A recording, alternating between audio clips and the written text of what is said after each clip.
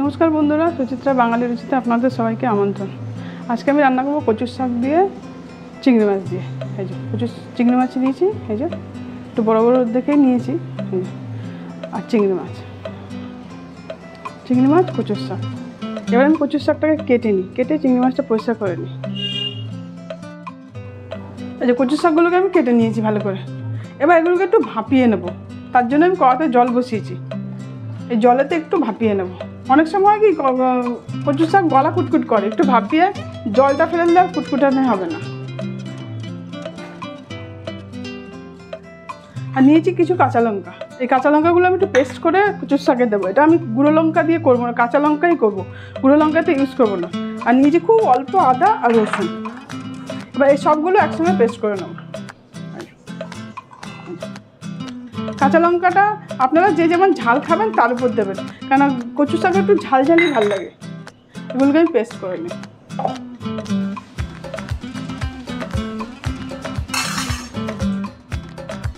দেখুন ফুটতে শুরু করেছে ভাবিতে। এবারে আমি এটাকে ছেঁকে নেব।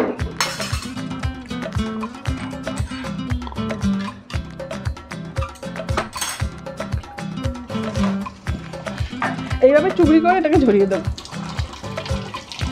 কালো মতো যেহেতু একটু কালচে কচুর ডাঁটা, এটা ওই জন্য কালো মতো রঙ হয়েছে। এই যে দেখুন একটু এর মতো পুরো সেদ্ধ হয়নি যদিও। এবার কড়াতে না আমি এটাকে দিয়ে দেবো। এখন আমি মশলা চিংড়ি মাছ কিছুই দেবো না, কারণ এটাকে আমি একটু কম করে নেবো, কারণ এর থেকে এখন প্রচুর জল উঠবে। জলটাকে আমি কমিয়ে নিই, তারপর মশলা চিংড়ি মাছ সব দেবো। একটু কম হোক, চাপা দিয়ে এটাকে কমিয়ে নেবো। গ্যাসটা আমি মিডিয়ামে রাখবো। এর উপরে আমি অল্প করে নুন ছড়িয়ে দেবো। দিলে কি এগুলো তাড়াতাড়ি গলেও যাবে আর জলটাও খুব তাড়াতাড়ি বেরিয়ে যাবে। আপনারা যদি চান ইচ্ছে করেন তাহলে আপনারা পুরো মশলা টসলা দিয়ে এটাকে দিয়ে দিতে পারেন, কিন্তু আমি দিইনি। মশলাটা আমি একটু পরে দেবো। এটাকে একটু কমিয়ে জলটা বার করে তারপর।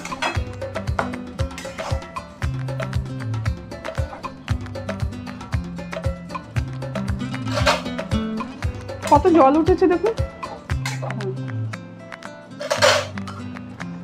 জলটাকে আমি আস্তে আস্তে করে তুলে ফেলে দেবো। আমি যদি কচুর শাকের মধ্যে জলটাকে শুকাই না, অনেক টাইম লাগবে। আমি তুলে ফেলে দেবো জলটা। যেহেতু মশলা টসলা এখনো দিইনি, ওই জন্য ফেলে দেবো।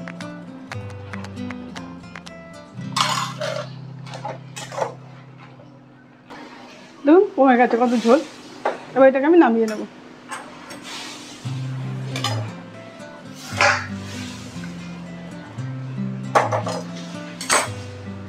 যারা কচুর শাকটাকে একটু ভেজা বা ঝোল টাইপের করেন না, তারা জল টল ফেলবেন না, তারা একেবারে মশলার উপরে তুলে দেবেন।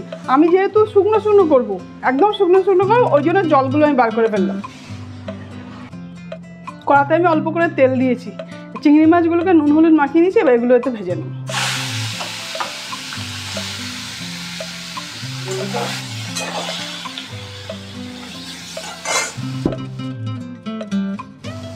চিংড়ি মাছগুলো ভাজা হয়ে গেল। চিংড়ি মাছগুলোকে আমি তুলে দেবো।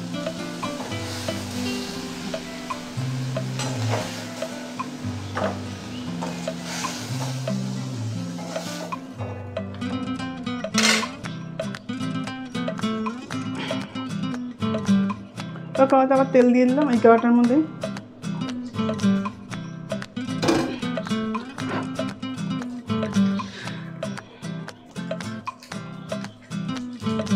এবার এতে আমি দিয়ে দেবো পেঁয়াজ, আন্দাজ মতো পেঁয়াজটাকে একটু ভেজে নেবো ভালো করে।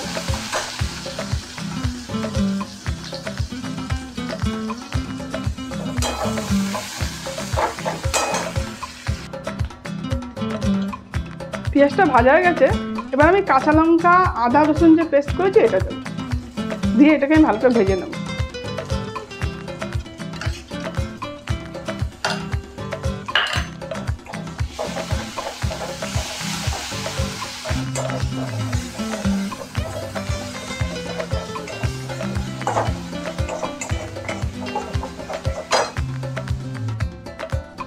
এটা আদা রসুনটা ভাজা হয়ে গেল। এবার দেবো একটু 1 চামচ ধনের গুঁড়ো, 1 চামচ জিরের গুঁড়ো, অল্প করে হলুদ, ব্যাস। এবার এটাকে একটু ভেজে নেব।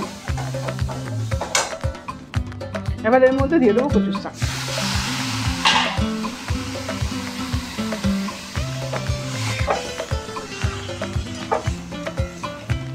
নুনটা বুঝে দেবেন, কতটা নুন লাগবে চেক করে নিয়ে এবার এতে চিংড়ি মাছ ভাজাগুলো দিয়ে দেবো। এবার সবগুলো দিয়ে একসঙ্গে গ্যাসের ফ্লেমটা হাই দিয়ে ভালো করে শুকনো শুকনো করে নামিয়ে নেব। একটু নুন কম হয়েছে, অল্প করে নুন দিলাম, যেহেতু জলটা তুলে ফেলে দিয়েছিলাম এই জন্য নুনটা কমে গেছে। আর দেবো খুব অল্প করে চিনি, এটা অপশনাল, আপনারা যদি না দেন ইচ্ছে না হলে দেবেন না, একটু চিনি দিলে ভালোই লাগে। এই অল্প খুব একটুখানি, খুব একটুখানি, যেহেতু কচুটা একটু পানসা পানসা টাইপের হয়, একটু মিষ্টি দিলে কি মিষ্টি লাগবে না, একটু ঝাল ঝাল ভালোই লাগবে। আর কচুর শাক একটু ঝাল ঝালই ভালো, আপনারা ঝালটা বুঝে দেবেন যে যেমন খাবেন। এবার হাই ফ্লেম করে এটাকে আমি একটু শুকিয়ে নেবো, যেহেতু আমাদের সবাই শুকনো শুকনোটাই পছন্দ করে। যারা একটু ভিজে ভিজে বা ঝোল ঝোল খান তাদের আর বেশি শুকাবার দরকার নেই।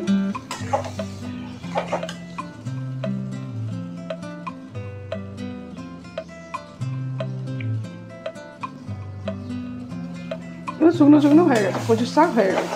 এবার গ্যাসের ফ্লেমটা আমি বন্ধ করে দিলাম। এবার এটাকে আমি নামিয়ে নেব।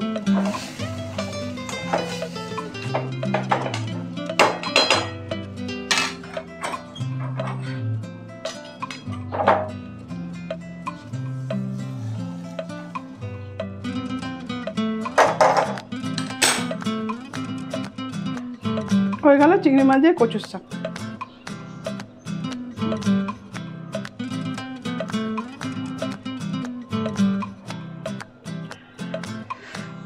আপনারা এইভাবে রান্না করুন চিংড়ি মাছ দিয়ে কচুর শাক, যদি ভালো লাগে আমাকে কমেন্ট করে জানাবেন।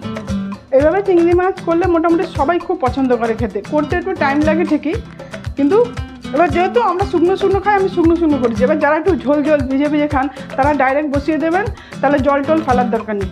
এবার মিষ্টি যে মিষ্টি খান না সে মিষ্টি একটু দেবেন না, যারা খান হালকা দেবেন, যারা একটু বেশি খান তারা বেশি দেবেন। যে যেমন খান টেস্টের উপর ডিপেন্ড করে সব জিনিসগুলো দেবেন, ঝাল মিষ্টি। যদি ভালো লাগে চিংড়ি মাছের কচুর শাক আমাকে কমেন্ট করে জানাবেন।